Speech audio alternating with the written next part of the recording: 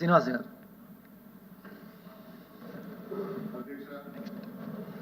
ఈరోజు మీరు వైస్ చైర్మన్గా ఎన్నిక కావటం, మరి వైఎస్ జగన్మోహన్ రెడ్డి గారు ఈ ఉన్నత స్థాయిని మీకు మా అందరిలో ఒక సభ్యులైనటువంటి మీకు ఈ అవకాశాన్ని కల్పించడం, వారికి ధన్యవాదాలు తెలియజేస్తూ మీరు ఈ స్థానంలో కూర్చున్నందుకు మీకు అభినందనలు తెలియజేస్తున్నాం.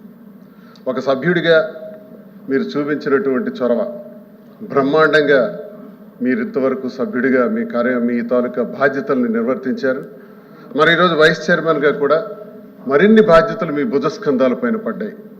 అధ్యక్ష, ఈ సభ నిర్వహించడానికి ఎన్ని వ్యయ ప్రయాసాలు, ఎంత వ్యయం అవుతుంది, అలాగే సభ్యులందరూ ఇక్కడికి రావటానికి ఎన్ని వ్యయ ప్రయాసాలు కూర్చి ఇక్కడికి వచ్చాం. ఎందుకు వచ్చాం అధ్యక్ష?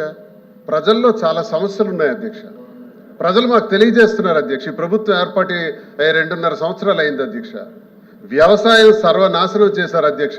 ఆ పెద్ద మనిషి వచ్చాడు, ఇప్పుడు ఎందుకు రాడు అధ్యక్ష? దమ్ముంటే రమ్మనండి అధ్యక్ష, మీరు పిలవండి అధ్యక్ష.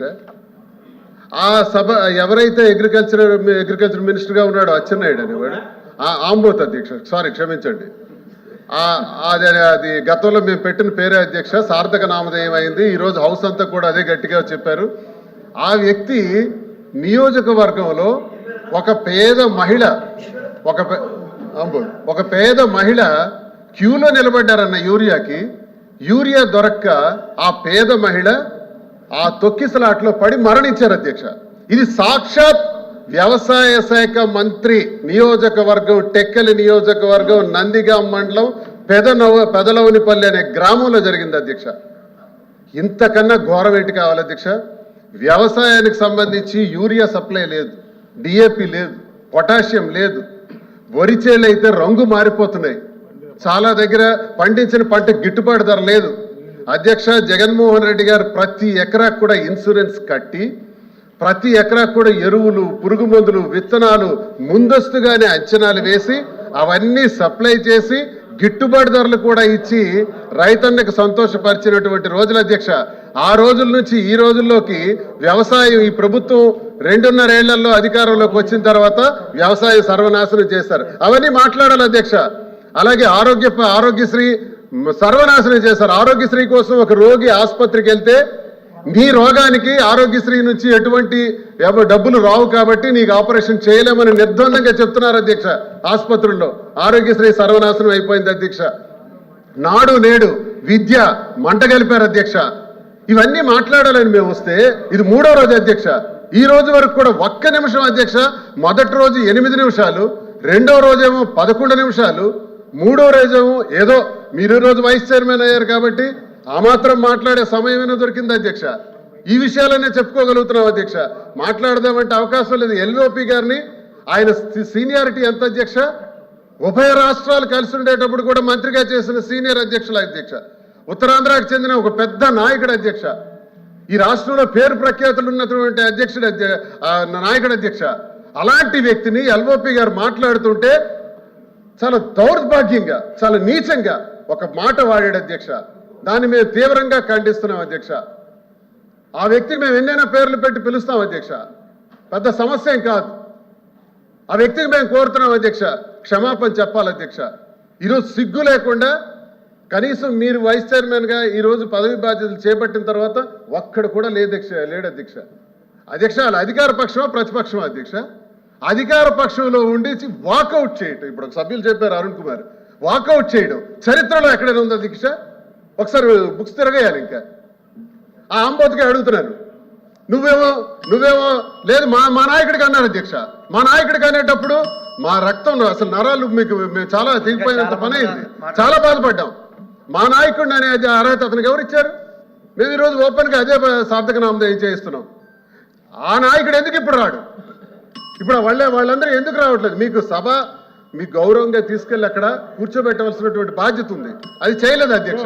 కాబట్టి ఇక్కడ తీసేశారు, మైక్ తీసారా?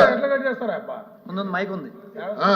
కాబట్టి మేము కోరుకున్నది ఒకటే అధ్యక్ష, మీరు అయ్యారు వైస్ చైర్మన్ గా, మాకు అవకాశం ఇవ్వండి, ప్రజా సమస్యలన్నీ చర్చించేందుకు అవకాశం ఇవ్వాల్సిందిగా కోరుకుంటున్నారు అధ్యక్ష. నమస్కారం. చంద్రశేఖర్ ఒక్క నిమిషం ఇస్తాను. అందరు సమయం ఎల్ఓపి గారు. అధ్యక్ష, మా సభ్యులు మాట్లాడుతూ ఇది ఆవేశాల్లో ఏమైనా మాట్లాడితే దయచేసి ఒక సభా సాంప్రదాయం లేని ఉంటే దయచేసి అది వారి తరఫున మేము రిక్వెస్ట్ చేస్తున్నాం అధ్యక్ష. మా అందరిది ఒకటే మాట, అవి రికార్డులో ఉంటే మాత్రం తొలగించండి. చంద్రశేఖర్ రెడ్డి గారు. తక్కువ సమయం ఉంది కాబట్టి Sure. ఇంకా చాలా మంది ఉన్నారు. నమస్కారం అధ్యక్ష. ఈరోజు చాలా సంతోషంగా ఉంది అధ్యక్ష. మాతో పాటు ఒక కమిట్మెంట్ కలిగినటువంటి ఒక లీడర్ ఈరోజు ఈ శాసన మండలికి సంబంధించి డిప్యూటీ చైర్మన్గా ఏకగ్రీవంగా ఎంపిక కావడం అన్నది చాలా సంతోషం అధ్యక్ష. వైఎస్ జగన్మోహన్ రెడ్డి గారు ఎప్పుడు కూడా ఒక కమిట్మెంట్తో పనిచేసేటువంటి లీడర్స్కి మనం అవకాశం ఇవ్వాలా, వారి ద్వారా ఈ ప్రజల సమస్యలని కానీ ఈ ప్రజలకు కావాల్సినటువంటి విషయాలన్నింటిలో కూడా మనం పోరాడాలన్న ఆలోచన కలిగినటువంటి వ్యక్తి. మరి ఆయన చెప్పినటువంటి డైరెక్షన్స్లో అందరం కూడా మిమ్మల్ని డిప్యూటీ చైర్మన్గా చేసుకోవడం మా అందరి అదృష్టం అని కూడా అంటా ఉన్నాను అధ్యక్ష. అదేవిధంగా ఈ ప్రభుత్వానికి శాసన మండలి అంటే మొదటి నుంచి కూడా ఎందుకో ఒక వివక్ష చూపిస్తూ ఉన్నారు అధ్యక్ష.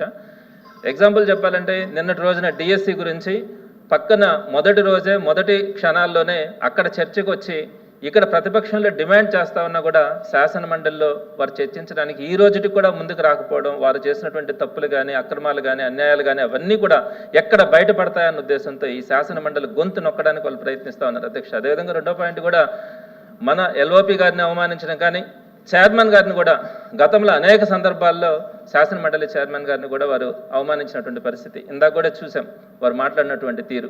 అదేవిధంగా ఇప్పుడు డిప్యూటీ చైర్మన్గా మీరు ఎంపిక అయిన తర్వాత మిమ్మల్ని గౌరవంగా చూడాల్సినటువంటి బాధ్యత వారి మీద ఉంటే దానికి ముందే మంత్రి గారు చెప్తా ఉన్నారు చైర్కి ఉన్నటువంటి విలువ గౌరవం అవన్నీ చెప్తా కరెక్ట్గా డిప్యూటీ చైర్మన్గా ఆ చైర్లో మీరు కూర్చునేటప్పుడు వాళ్ళందరూ కూడా పారిపోవడం అన్నది ఈ శాసన మండలిని వారు ఎంతవరకు గౌరవిస్తా ఉన్నారన్నది చూడాలి.